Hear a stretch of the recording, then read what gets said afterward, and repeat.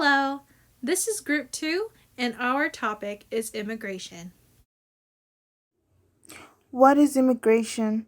Immigration is the act of relocating to a foreign country permanently.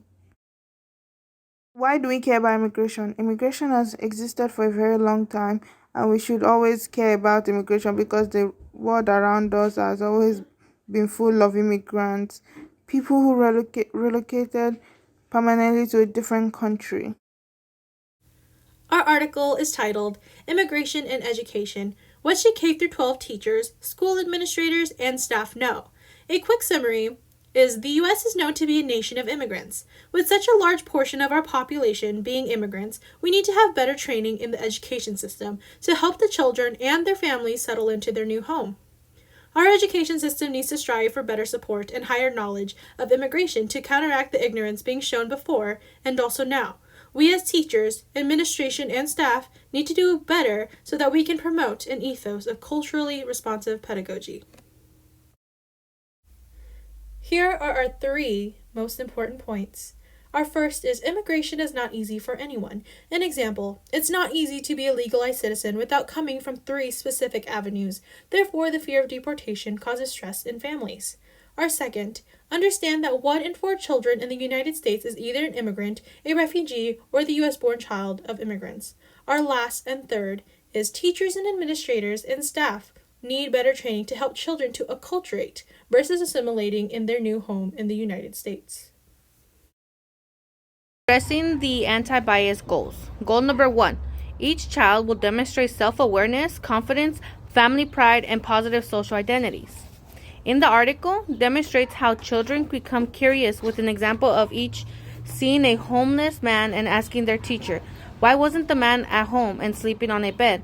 Or is he cold?" This demonstrates how children are aware of what is going on in society and how teachers should always be able to educate children, especially when it comes to children's awareness of what is going on in society. Goal number 2 is each child will express comfort and joy with human diversity, accurate language for human differences, and deep caring connections. In the article, the goal is demonstrated with Miss Cox and her 6th grade student, Alma. She helped her learn the language so her literacy is improved. The teacher connects with her by wanting her to learn and understand the English language. She works along her side so she will learn rather than set her aside and not giving up on Alma's education. Goal number 3 is each child will increasingly recognize unfairness, have language to describe unfairness, and understand that unfairness hurts. Demonstrated by Julio's story, his parents were picked up and deported back to their home country. Julio stayed behind and was left with his aunt. It left him with confusion and about being accepted from being from a foreign country. He was also hurt because he is not with his family. Addressing Goal 4. Each child will demonstrate empowerment and the skills to act, with others or alone, against prejudice and or discriminatory actions. Quote, immigrant youth are best supported when schools foster bicultural identities, enabling them to navigate multiple cultural worlds effectively. The article addresses the 4th anti-bias goal by showing that the acculturation model of school is more beneficial to the students than assimilating.